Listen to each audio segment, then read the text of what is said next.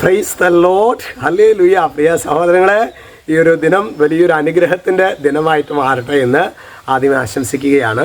ഇന്ന് നമ്മൾ ധ്യാനിക്കുന്നത് വിലാപങ്ങളുടെ പുസ്തകത്തിലെ 3-ാമത്തെ അധ്യായത്തിൽ 22-ാമത്തെ തിരുവചനം. വചനം വെളിപ്പെടുത്തുകയാണ്, കർത്താവിൻ്റെ സ്നേഹം ഒരിക്കലും അസ്തമിക്കുന്നില്ല, അവിടുത്തെ കാരുണ്യം അവസാനിക്കുന്നുമില്ല. നമ്മൾ പണ്ടൊരു പാട്ട് പാടാറില്ലേ, അസ്തമിക്കാത്ത സ്നേഹം ഒരിക്കലും അസ്തമിക്കാത്ത സ്നേഹം ഓരോ പ്രഭാതത്തിലും. അടുത്ത വചനമാണ്, ഓരോ പ്രഭാതത്തിലും അത് പുതിയതാണ്.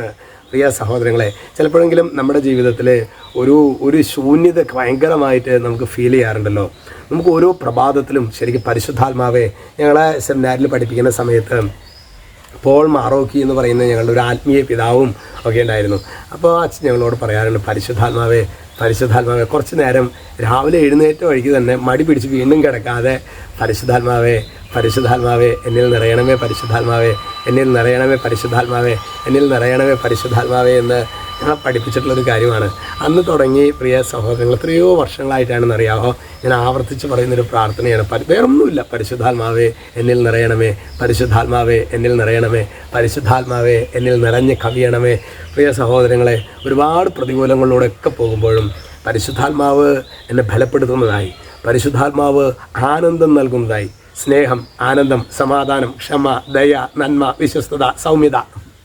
ആ ആവശ്യം വരികയാണെങ്കിൽ ഒരു ലാത്തി ചാർജും അതിനെല്ലാം അത് കറക്റ്റ്, അതിൻ്റെ ആ ഒരു ബ്ലെൻഡ് എന്ന് പറയില്ല, അത് കറക്റ്റ് നമുക്കത് ചെയ്യാനുള്ളൊരു കൃപ പരിശുദ്ധാത്മാവ് നമുക്ക് തരും.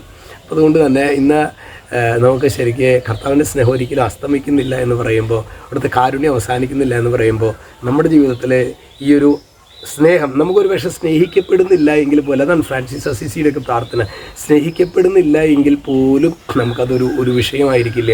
സ്നേഹം നമുക്ക് കൊടുത്തുകൊണ്ടേയിരിക്കാൻ പറ്റും. സാധാരണ രീതിയിൽ നമ്മൾ സ്നേഹിക്കപ്പെടുന്നില്ല എങ്കിൽ ചിലപ്പോൾ സ്നേഹം കൊടുക്കാൻ പറ്റില്ല നമുക്ക്. പക്ഷേ ഈ പരിശുദ്ധാത്മാവ് ഒരു വ്യക്തിയിൽ നിറഞ്ഞു കഴിഞ്ഞാൽ ഒരു പക്ഷേ ലോകത്തിൻ്റെ മനുഷ്യരെ സ്നേഹിച്ചില്ലെങ്കിലും നമുക്ക് എല്ലാവരെയും സ്നേഹിക്കാനായിട്ടുള്ളൊരു കൃപ ദൈവാത്മാവ് നമുക്ക് തരും. അത്തരത്തിലുള്ളൊരു അഭിഷേകം നിങ്ങൾക്ക് ഈ പ്രഭാതത്തിലെ കർത്താവ് സമൃദ്ധമായിട്ട് നൽകട്ടെ എന്ന് പ്രാർത്ഥിക്കുന്നു, ആശംസിക്കുന്നു.